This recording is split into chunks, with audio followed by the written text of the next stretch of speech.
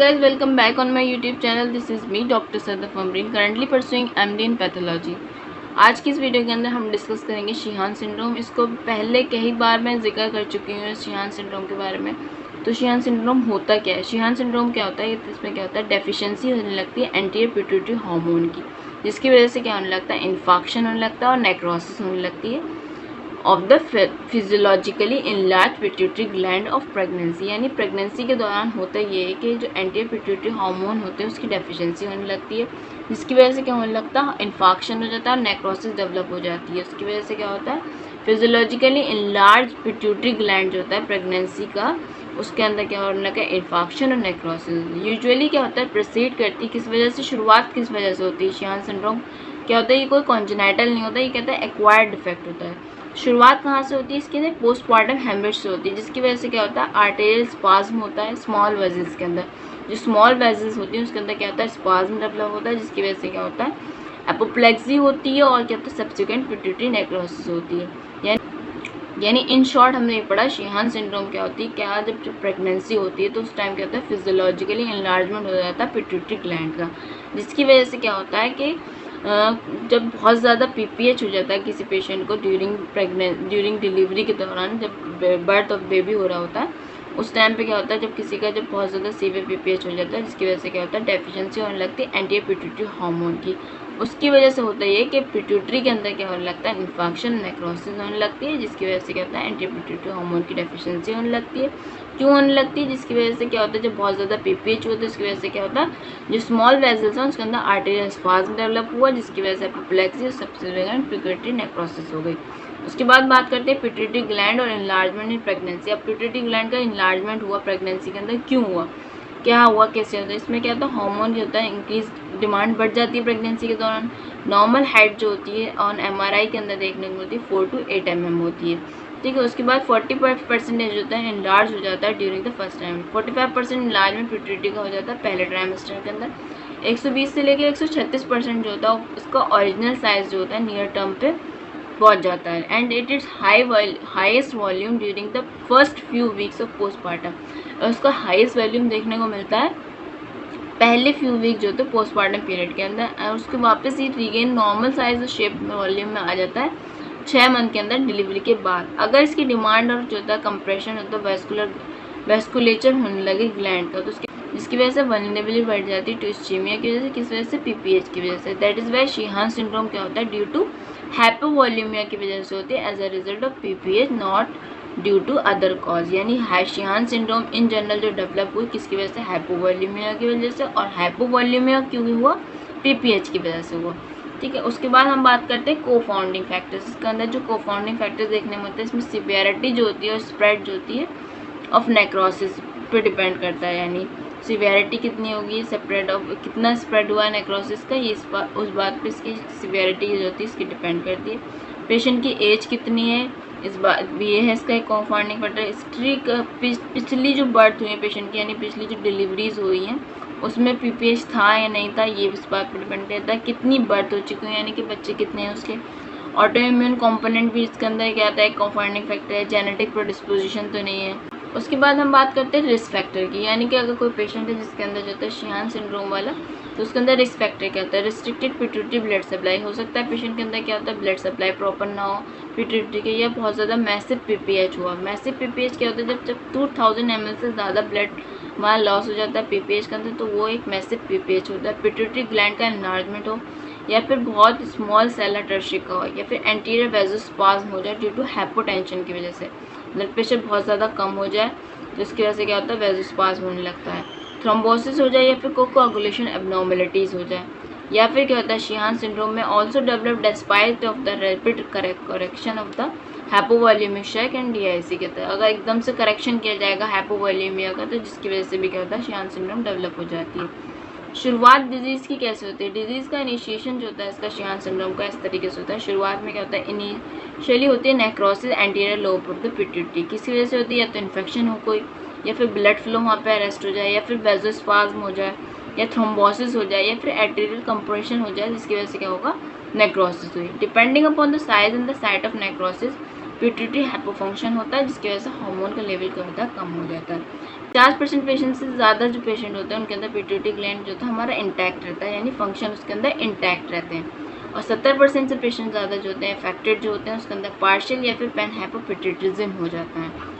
अब डिजीज़ जो होती है प्रोग्रेस कहती है, शुरुआत डिजीज़ की यानी प्रोग्रेशन कैसे होता है, कॉमनली करेक्टराइज कैसे किया जाता है, स्लो प्रोग्रेशन होता है इसके अंदर, और pituitary dysfunction and even several years after the initial insult, यानी इसका जो इफेक्ट आता है बहुत टाइम बाद आता है, स्लोली प्रोग्रेशन होता है इस डिजीज़ का। आप जैसे अभी किसी को शुरू हुआ है तो अभी कई सालों बाद इसका असर आना शुरू हुआ। ये क्या होता है कि ऑटोइम्यून प्रोसेस है। सब्सिक्वेंट क्या होता है, एंटीजन होते हैं due to the tissue necrosis could trigger autoimmunity and may delayed hypopituitarism. उसके बाद क्या होता है, percentage of cell that express both CD3 and DR1 is suggestive of an ongoing inflammation slow progression of pituitary dysfunction, यानी अगर percentage देखने को मिल रही है हमें CD3 DR1 के, ये बता रही है कि कोई ना कोई बॉडी के अंदर स्लोली जो होता है इन्फ्लामेटरी प्रोसेस चल रहा है, जैसे कि पिट्यूटरी डिसफंक्शन कहा जाता है। उसके बाद इसके अंदर हमें क्या देखने को मिलते हैं, क्लिनिकल फीचर्स। अब बात आती है क्लिनिकल फीचर्स की, यानी क्या इसके अंदर शिहान सिंड्रोम के अंदर क्लिनिकल फीचर्स क्या देखने को मिलते हैं। इसमें क्या होता है, patient can present with symptom ranging from hypopituitarism to hypopituitarism. इसमें सिम्टम जो होते हैं वेरी करते हैं हाइपोपिट्यूटरिज्म से लेके पैनहाइपोपिट्यूटरिज्म। इसमें क्या होता है, ग्रोथ हार्मोन और प्रोलैक्टिन जो होता है मोस्ट कॉमनली इफेक्टेड हार्मोन, सबसे ज़्यादा जो इफेक्टेड हार्मोन होते हैं वो कौन से होते हैं, ग्रोथ हार्मोन और प्रोलैक्टिन, जिसकी वजह से क्या होता है, फाइन रिंकलिंग हो जाती है around mouth and lactation respectively. इसकी वजह से क्या होता है कि रिंकल्स डेवलप हो जाते हैं हमारे माउथ की इधर उधर, और लैक्टेशन पे भी इफेक्ट पड़ता है। FSH और ल्यूटेनाइजिंग हार्मोन की डेफिशिएंसी की वजह से क्या होता है, एमेनोरिया होता है, ओलिगोमेनोरिया और लॉस ऑफ लिबिडो होती है। TSH लॉस होता है, इसकी वजह से क्या होता है, TSH का लॉस होता है, जिसकी वजह से क्या होता है, वेट गेन होता है, कॉन्स्टिपेशन होता है, कोल्ड इंटॉलरेंस देखने को मिलता है। तो अगर आपसे पूछा जाए कि मोस्ट कॉमनली कौन सा हार्मोन इफेक्टेड होते हैं शिहान सिंड्रोम के अंदर, तो आपका जवाब ग्रोथ हार्मोन एंड प्रोलैक्टिन, ठीक है। उसकी वजह से क्या, अगर आपसे देखने पूछा जाए कि कौन सा हार्मोन है डेफिशिएंसी जिनकी वजह से एमेनोरिया देखने को मिलता है शिहान सिंड्रोम के अंदर, तो आपका जवाब होगा FSH और LH। या फिर इस तरीके से पूछ सकते हैं कि कौन सी जो होता है इसके अंदर मेंस्ट्रुअल एब्नॉर्मलिटी देखने को मिलती है शिहान सिंड्रोम के अंदर, तो आपका जवाब होगा एमेनोरिया, ओलिगोमेनोरिया होगा। उसके बाद TSH की लॉस की वजह से क्या होता है, वेट गेन होने लगता है इनके अंदर, और क्या होता है, कॉन्स्टिपेशन और कोल्ड इंटॉलरेंस देखने को मिलता है। एसिटेज लॉस होता है, जिसकी वजह से क्या होता है, वीकनेस होती है, फटीग होती है, वेट लॉस होता है, हाइपोटेंशन होती है, ब्लड प्रेशर कम होता है, और हाइपोग्लाइसेमिक ग्लूकोज लेवल भी हमारा कम होता है। उसके बाद क्या होता है, Sheehan syndrome can also result in severe clinical outcome होता है। इसकी वजह से बहुत सारे सीवियर क्लिनिकल आउटकम हो सकते हैं, जैसे कि एड्रेनल क्राइसिस हो सकती है, सर्कुलेटरी कोलैप्स हो सकता है, माइक्रोएडेमा कोमा हो सकता है, हाइपोनाइट्रीमिया हो सकता है, जिसकी वजह से क्या होता है, डेथ भी हो सकती है इफ़ नॉट प्रॉपरली ट्रीटेड।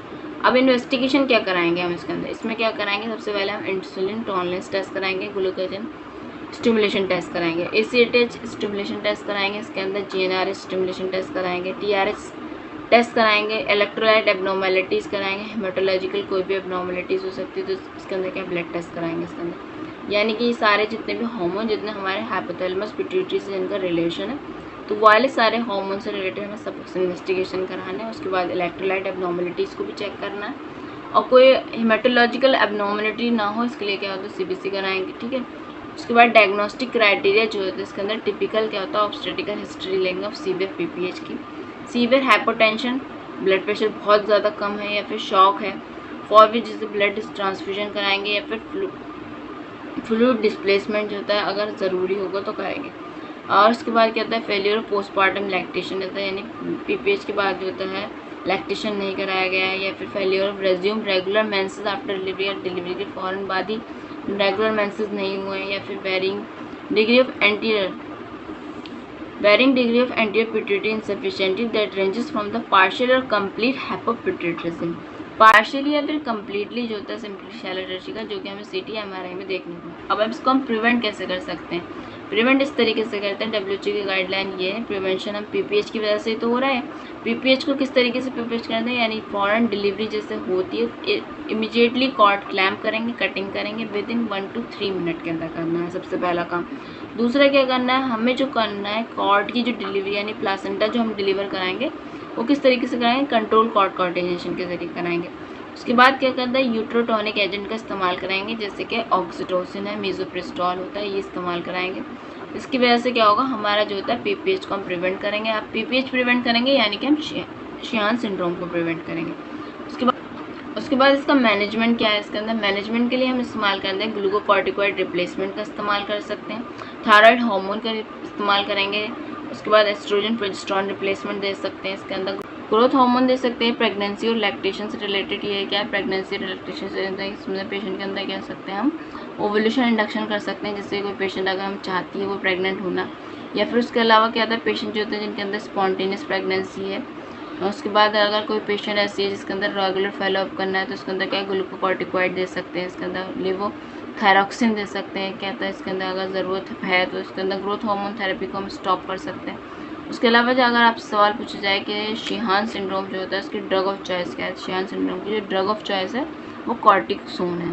तो इसके हमने क्या पढ़ा है, इसके अंदर इन शॉर्ट हमने शिहान सिंड्रोम के अंदर पढ़ा है। इन शॉर्ट हमने इसके अंदर क्या पढ़ा, शिहान सिंड्रोम एक तरीके क्या है, शिहान सिंड्रोम जब डेवलप होती है जब कोई पेशेंट जो होती है इसके अंदर जो होता है ड्यूरिंग डिलीवरी या फिर at the time of labour के दौरान डेवलप होती है। इसके अंदर क्या होता है जब कोई पेशेंट ऐसी हो इसके अंदर बहुत ज़्यादा बीपी ब्लड प्रेशर लो हो जाए, या फिर उसके अंदर क्या हो जाए बहुत ज़्यादा सीवियर पीपीएच हो जाए at the time of delivery, जिसकी वजह से क्या होता है जब बहुत ज़्यादा पीपीएच होगा जब तो उसकी वजह से क्या होता है आर्टेरियल स्पाज्म डेवलप होता है जो स्मॉल वेजल्स होती हैं।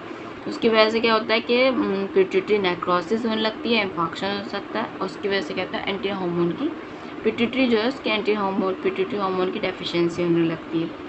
ठीक है, so guys, this is all about today's video and I hope you like the video. If you like, please hit like button and share with your friend. If you have any query, just feel free to comment below in the comment section. फिर मिलते हैं आपसे next video के अंदर, जब तक के लिए थैंक यू सो मच।